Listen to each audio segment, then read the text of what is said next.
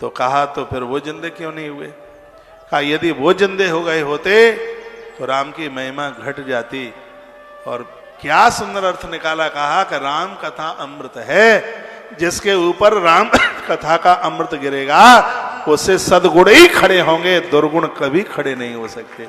राक्षस तो दुर्गुण है, इस कथा के द्वारा दुर्गुण थोड़ी खड़े होते हैं, इस कथा के द्वारा सदगुण खड़े होते हैं। इसलिए हमें भगवान की कथा इसलिए सुननी चाहिए जिससे हमारे सदगुण मजबूत बने रहे। ये कथा, ये अमृत की वर्षा दुर्गुणों को कभी खड़े नहीं होने देती। ये इसकी बहुत बड़ी महिमा है। परमात्मा को रोज प्रार्थना करो, कहो कि भगवान यह कृपा कर दीजिए हमारा अभिमान का कुंभकर्ण धराशायी रहे, ये कभी भी खड़ा ना हो, यह भगवान से मांगिए। कुंभकर्ण को वरदान दिया, एक दिन के लिए जागेगा, 6 महीने के लिए सोएगा। तत्पश्चात लिखाए गए विभीषण पास पुनि, कहो पुत्र वर मांग, ते मांगे भगवंत पद कमल अमल अनुराग। विभीषण के पास पहुंचे, विभीषण को कहा कि मांगो क्या चाहिए तुम्हें, मांग लीजिए क्या चाहिए। आंख में आंसू आ गए विभीषण के में, चरण पकड़ लिए और कहा भगवान यदि आप दे सकते हो तो परमात्मा के चरणों में मेरा अनुराग बना रहे, मेरी भक्ति बनी रहे, बस यह मांगे हमें दे दीजिए। ब्रह्मा जी ने कहा ऐसा ही होगा। ऐसा कहकर के ब्रह्मा जी हर्षित थे अपने घर आए। ते नहीं दे बर ब्रह्म सिदाए, ब्रह्मा जी अपने घर के लिए चले गए। अब तो ताकत मिल गई भैया, शक्ति को पचाना बड़ा मुश्किल है। रावण को इतनी शक्ति मिली, दिग्विजय यात्रा करी।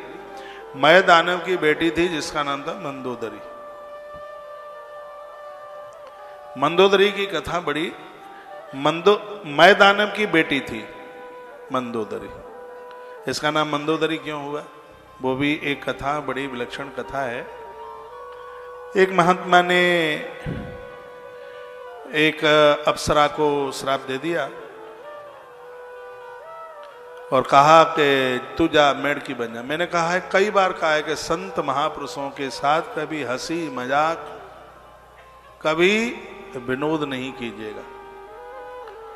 तो उसका नाम था हेमा, हेमा तारा था उसका नाम, हेमा। उसको श्राप दिया, वो मेढ़की बन करके मृत्यु लोक में कुएं में आकर के गिर गई। उसी में पड़ी थी, लंबे समय से पड़ी। इधर एक राक्षस हुआ मय, वो अपनी पत्नी के साथ में तप करने को आया। उसको बेटे तो बहुत थे लेकिन उसको बिटिया नहीं थी, तो बेटी के लिए उसने तप किया। ब्रह्मा जी प्रसन्न हो गए। ब्रह्मा जी ने कहा वरदान मांग, क्या चाहिए? तो कहा हमारे कोई बेटी नहीं है, आप कृपा कर दो एक बेटी मिल जाए। तो ब्रह्मा जी ने कहा कि देखिए पाली पोसी हम दिए देते हैं, आपकी बड़ी कृपा होगी। तो विधाता ब्रह्मा जी ने जैसी दृष्टि डाली कुएं में, तो मेढ़ की तत्काल एक कन्या का रूप उसने धारण कर लिया। मय दानव ने कुएं में से उस बेटी को निकाला और अपने घर जाकर के पालन किया। इसका नाम था मय, इसलिए बेटी का नाम रख दिया उसने मंदोदरी, नाम उसको रख दिया। इसलिए तो इन 5 देवियों को अयोनिजा कहा। ये 5 हैं ऐसी देवियां जिन्होंने किसी के गर्भ में पहुंच के जन्म नहीं लिया। इनके नाम लेने से ही नारी बेटियों का कौमार धर्म सुरक्षित रहता है। ये 5 हैं, अहिल्या, द्रौपदी, तारा, कुंती, मंदोदरी तथा अहिल्या। ये भी सागर के मंथन से निकली।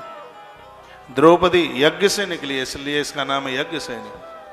अहिल्या, द्रौपदी, तारा, गुरुदेव बृहस्पति की पत्नी, यह भी सागर मंथन से निकली। 360 करोड़ अप्सराएं निकली थी, कथा ग्रंथों में आती है। अति सुंदर अहिल्या और तारा भी उसी में से निकली। एक है गुरुदेव बृहस्पति को दे दी गई, दूसरी महात्मा गौतम को दे दी गई। अहिल्या, द्रौपदी, तारा, कुंती, ये अमृत कुंड से निकली, नागों ने जिसका पालन किया था, इसलिए नाग वंश की बेटी कहा गया है कुंती को। अहिल्या, द्रौपदी, तारा, कुंती और मंदोदरी, जो एक अप्सरा ही मेढ़की बनी, विधाता ब्रह्मा ने इसको बिटिया बना दिया। ये अयोनिजा हैं ये 5। इसका नाम लेने से बेटियों को तो प्रत्येक दिन प्रातः जागते समय इन 5 कन्याओं का नाम लेना चाहिए। इससे कुमार धर्म सुरक्षित रहता है और इस बात के ऊपर आप विश्वास करें, वो ये है कि नारी का ऋतुकाल आना बहुत ज्यादा जरूरी होता है, क्योंकि इसके ना होने पर औलाद का, संतान का जन्म नहीं हो सकता। ऐसा कहा जाता है, ऐसा बताया जाता है। कहा जाता है कि जो इन 5 कन्याओं का नाम लेते हैं, नारी को ऐसी गोपनीय बीमारियां कभी भी नहीं रहती। इतना बड़ा प्रभाव है इन 5 कन्याओं का। घोर अपराधों को, घोर पापों को समाप्त करने वाले ये 5 नाम है 5 कन्याओं के। तो उनमें एक नाम आता है मयतनुजामन दोदरी नामा, मयतनुजामन दोदरी नामा, परम सोनेरी नारी नामा, मयतनुजामन दोदरी नामा, मयतनुजामन दोदरी नामा, परम सोनेरी नारी नामा। श्री राम जय राम जय जय राम,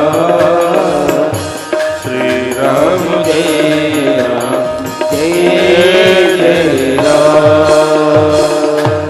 रावण ने मंदोदरी के साथ विवाह किया। मानस पीयूष एक बड़ा अद्भुत ग्रंथ है, हाथ में लगे तो पढ़ लेना, कई खंड उसके आते हैं। उसमें वर्णन किया है कि आकाश के तारों को, पृथ्वी के कणों को गिना जा सकता है, लेकिन रावण की घरवालियां कितनी थी उसकी गिनती नहीं की जा सकती। 2 चीजों का बड़ा भूखा था, कंचन और कामिनी। वेद 4 कंठ हैं, 4 वेद जिसको कंठ है, लेकिन खाली वेद कंठ करने से काम नहीं चलेगा। वेद कंठ में ही नहीं, वेद चरित्र में होना चाहिए। यदि इसके पास चरित्र होता तो लोग जागते हुए रावण का नाम लेते।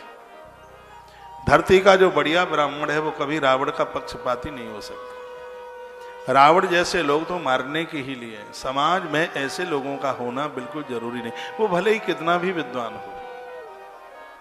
गांवों में कहावत है, ऐसी नथका करोगे क्या जिससे नाक ही फट जाए। ये तो गांवों की देसी भाषा है। किसी ने कहा नथ बहुत प्यारी लग रही है, लेकिन इतनी भारी है कि नाथ ही फाड़ करके रख दी उसने, नाक फट है ना, नथुआ ही फट गया। तो फिर ऐसी नथ का क्या करोगे? ऐसे विद्वान की जरूरत क्या है इस समाज में? विद्वान तो है, लेकिन किताबी ज्ञान है वो चरित्र में भी तो होना चाहिए।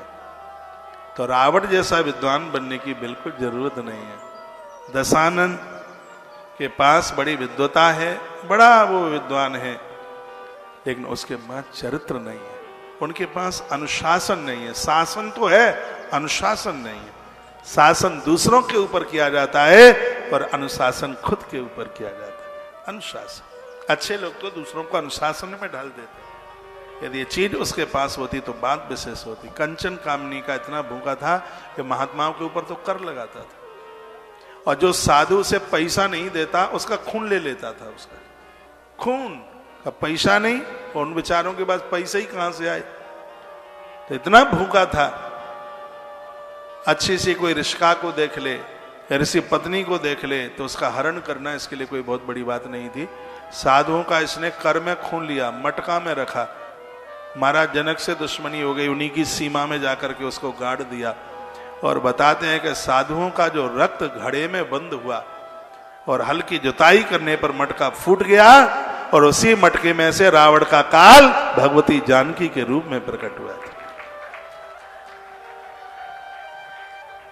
आप किसी को सताएंगे, शक्ति हमारा काल बनकर के पैदा हो जाएगी, मृत्यु पैदा हो जाएगी, छोड़ेगी नहीं। इस धरती पर बड़े बड़े दिग्गज आए, लेकिन बुरे काम का बुरा नतीजा नहीं मानो तो कर देखो। मैं रावण के पक्ष में नहीं हूं बिल्कुल भी, क्योंकि मैंने इसकी करतूतों को पढ़ा, मैंने इसकी बहादुरी को भी पढ़ा है, मैंने इसकी कुछ अच्छाइयों को भी पढ़ा है। विष में एक अच्छाई है, जहर में एक अच्छाई है।